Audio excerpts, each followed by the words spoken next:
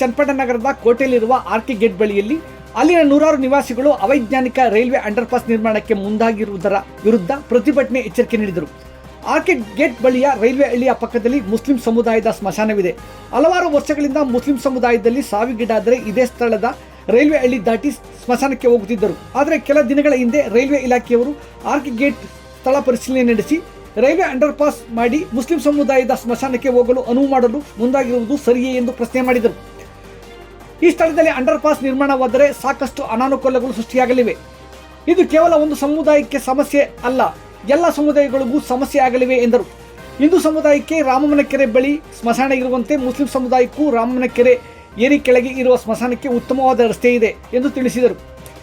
ಸದ್ಯದ ಪರಿಸ್ಥಿತಿಯಲ್ಲಿ ರಾಜ್ಯ ರೈಲ್ವೆ ಸಚಿವರಾದ ವಿ ಸೋಮಣ್ಣನವರು, ಸಂಸದರಾದ ಡಾಕ್ಟರ್ ಮಂಜುನಾಥ್ ಅವರು, ಶಾಸಕ ಸಿಪಿ ಯೋಗೇಶ್ ಅವರು ಇತ್ತ ಕಡೆ ಗಮನ ಹರಿಸಿ ಮುಸ್ಲಿಂ ಸಮುದಾಯದ ಸ್ಮಶಾನಕ್ಕೆ ಹಳೆ ರಸ್ತೆಯನ್ನು ಸುಸಜ್ಜಿತವಾಗಿ ಮಾಡಿಕೊಡಬೇಕೆಂದು ಮನವಿ ಮಾಡಿ ಅಂಡರ್ಪಾಸ್ ಕೈಬಿಡಬೇಕೆಂದು ಮನವಿ ಮಾಡಿದರು.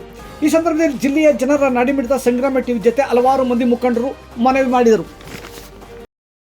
ನನ್ನ ಹೆಸರು ನಾಗೇಶ್ ಅಂತ, ನಾನು ಇಲ್ಲಿನ ಸ್ಥಳೀಯ ನಿವಾಸಿ. ಇದನ್ನ ರೈಲ್ವೆ ಅವರು ಸರ್ವೆ ಮಾಡಿಕ್ಕೆ ಅಂಡರ್ ಪಾಸ್ ಮಾಡಕ್ಕೆ ಬಂದಿದ್ರು.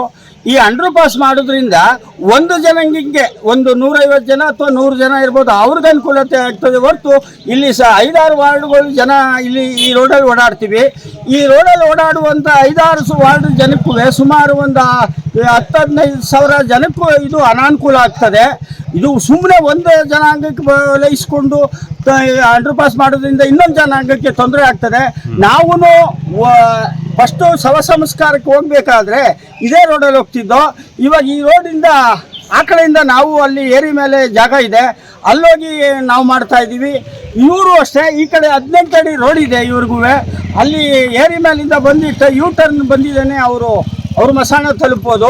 ಇದೇ ಅವಶ್ಯಕತೆ ಏನಿಲ್ಲ. ಇದು ಮಾಡಿದ್ರೆ ಅವ್ರಿಗೆ ಅನುಕೂಲತೆ ಆಗ್ತದೆ ಹೊರತು ಇಲ್ಲಿ ಸಾವಿರಾರು ಜನಕ್ಕೆ ಅನಾನುಕೂಲ ಆಗ್ತದೆ. ಇದನ್ನು ಕೈಬಿಟ್ಟು ಎಲ್ಲ ಜನಾಂಗಕ್ಕೂ ಒಳ್ಳೆಯದಾಗುವಂಥ ಒಂದು ಕಾರ್ಯಕ್ರಮ ತಗೊಂಡ್ರೆ ಅಲ್ಲೂ ಹೋಗಿ ಸರ್ವೆ ಮಾಡ್ಬೋದು. ಇವಾಗ ನಾವು ಹೆಂಗೆ ಮಸಾಣಕ್ಕೆ ಹೋಗ್ಬೇಕಾದ್ರೆ ಹಿಂದೂ ಮಸಾಣಕ್ಕೆ ನಾವು ಯೂ ಟರ್ನ್ ಆಗಿ ಹೋಗ್ತೀವೋ, ಇವರು ಅದೇ ರೀತಿ 18 ಅಡಿ ರೋಡ್ ಇದೆ, ಟಾರ್ ರೋಡು, ಆ ಕಡೆಯಿಂದ ಬಂದು ಅವರೂ ಮಾಡ್ಬೋದು. ಇದೇನು ಅವ್ರಿಗೆ ಅವಶ್ಯಕತೆ ಇಲ್ಲ. ಯಾವ ಇಲಾಖೆ ಸಾವಿರಾರು ಮೈಲಿ ಇಲ್ಲ, ಅದು ಒಂದು 100 ಕಿಲೋಮೀಟರ್ ಒಂದು 10-15 ಯಾವ ಇಲಾಖೆಯಿಂದ ಸರ್ವೆ ಆಗಿದೆ? ಈಗ ರೈಲ್ವೆ ಇಲಾಖೆಯಿಂದ ಸರ್ವೆ ಆಗಿದೆ. ಇದನ್ನ ಮುಂಚೆ ನಾವು MP ಅವ್ರಿಗೆ ಗಮನಕ್ಕೆ ತಂದು ಅವರು ಇಲ್ಲಿ ಜನಾಂಗಗಳನ್ನ ಇಲ್ಲಿ ಸ್ಥಳೀಕರನ್ನೆಲ್ಲ ಬಂದು ವಿಚಾರಣೆ ಮಾಡಿದ್ರು. ಇಲ್ಲಿ ಸ್ಟ್ರೆಂತ್ ನೋಡಿದ್ರು. ಇವರಿಗೆ ಅನುಕೂಲತೆಯಾಗಿ ಒಂದು 100 ಜನ ಒಂದು 50-60-70 ಜನಕ್ಕೆ ಅನುಕೂಲ ಆಗೋದನ್ನ ಬ್ಯಾಡಿ ಅಂದ್ಬಿಟ್ಟು ಕಾರ್ಯಕ್ರಮ ನಿಲ್ಲಿಸೋದ್ರು. ಇವಾಗ ಹೊಸ MP ಅವ್ರು ಬಂದಿದ್ದಾರೆ, ಇವರಿಗೆ ಇದ್ರ ಬಗ್ಗೆ ಗೊತ್ತಿಲ್ಲ. ಇವರಿಗೆ ನಾವು ಹಿಂದೂಗಳು ನಾವು ಲೆಟರ್ ಕೊಡ್ತಾ ಇದ್ದೀವಿ, ಕೊಟ್ಟು ಅವ್ರ ಗಮನಕ್ಕೆ ತರ್ತೀವಿ. ಇದರಿಂದ ಯಾರಿಗೂ ಅವ್ರಿಗೆ ಪ್ರಯೋಜನ ಹೊರತು ಸಾವಿರಾರು ಜನಕ್ಕೆ ಅನಾನುಕೂಲ. ಸರ್, 23ನೇ ತಾರೀಕು ಸೋಮವಾರ ರೈಲ್ವೆ ಅವರು ಸರ್ವೆಗೆ ಬಂದಿದ್ರು. ಇಲ್ಲಿ ಸರ್ವೆ ಅವರು ಅಲ್ಲಿಂದ ಟೇಪ್ ಹಿಡಿದ್ರು.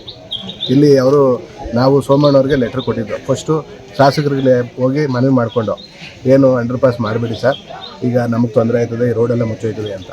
ಅವರು ಬಂದು ನಾವು ಸ್ಪಾಟ್ ವೆರಿಫಿಕೇಷನ್ ಮಾಡ್ತೀವಿ ಅಂತ ಹೇಳಿದ್ರು. ಅವರು ಬರಲಿಲ್ಲ. ಸರಿ ಅಂದ್ಬಿಟ್ಟು ನಾವೇನು ಮಾಡಿದೋ, 12ನೇ ತಿಂಗಳಲ್ಲಿ ರಾಮನಗರಕ್ಕೆ ವಿಸಿಟಿಗೆ ಬಂದಿದ್ದರು ಸೋಮಣ್ಣವರು ಮತ್ತು ಮಂಜುನಾಥ್ ಸರ್ ಇಬ್ಬರು ಬಂದಿದ್ದರು. ಆವಾಗ ಲೆಟ್ರ್ ಕೊಟ್ಟಿದ್ದು. ನಾವು ಒಂದು 10 ಜನ ಹೋಗಿ ಲೆಟ್ರ್ ಕೊಟ್ಟು ಬಂದೋ ಬ್ಯಾಡಿ ಅಂತ. ಅವರು ನೋಟ್ ಮಾಡಿಕೊಂಡ್ರು ಸೋಮಣ್ಣವರು. ಮತ್ತಾದಮೇಲೆ ಈಗ ನಮ್ಮ ನಗರಸಭೆ ಅಧ್ಯಕ್ಷರನ್ನ ಕರ್ಕೊಂಡು ಶಾಸಕರು ಮತ್ತು ಇವರೆಲ್ಲ ಮುಸ್ಲಿಂ ಸಮುದಾಯದವರೆಲ್ಲ ಇಲ್ಲಿ ಜಾಗ ಅಂಡರ್ ಪಾಸ್ ಮಾಡಲೇಬೇಕು ಅಂತ ಲೆಟ್ರ್ ಕೊಟ್ಬಿಟ್ಟು ಬಂದಿದ್ದರು. ಹಾಗಾಗಿ ಮೊನ್ನೆ ಇಂಜಿನಿಯರ್ 23ನೇ ತಾರೀಕು ಬಂದರು. 23ನೇ ತಾರೀಕು ಬಂದು ಅಲ್ಲಿವರೆಗೂ ಟೇಪ್ ಹಿಡಿದ್ಬಿಟ್ಟು ಹೋಗಿದ್ದಾರೆ. ಈಗ ಅಲ್ಲಿವರೆಗೂ ಟೇಪ್ ಹಿಡಿದು ಅಲ್ಲಿಂದ ಮಾಡ್ತು ಅಂದರೆ ಆ ರೋಡವ್ರಿಗೂ ತೊಂದರೆ ಆಗುತ್ತೆ, ಈ ರೋಡವ್ರಿಗೂ ತೊಂದರೆ ಆಗುತ್ತೆ. ಹಂಗಾಗಿ ಇದು ಯಾವತ್ತೋ ಒಂದಿನ ಆಗುವಂಥ ಸಾವು ನೋವು. ಹಂಗಾಗಿ ಬದುಕಿದ್ದವ್ರನ್ನ ಈಗ ದಿನ ಬದುಕಿದ್ದವ್ರನ್ನ ಸಾಯಿಸುವಂಗೆ ಆಗ್ತದೆ. ಯಾವತ್ತೋ ಒಂದಿನ ಆಗುವಂಥ ಇದಕ್ಕೆ ಈಗ ನಮ್ಮಲ್ಲಿ ಸತ್ತವ್ರಿಗೆ ಆ ಕಡೆಯಿಂದ ನಾವು ಹೋಗ್ತೀವಿ. ಹಂಗಾಗಿ ಈಗ ಅವ್ರಿಗೂ ಅಲ್ಲಿ ದಾರಿ ಇದೆ. ಇಲ್ಲೇ ನೀವು ಅಲ್ಲೊಂದು ದಾರಿ ಇದೆ.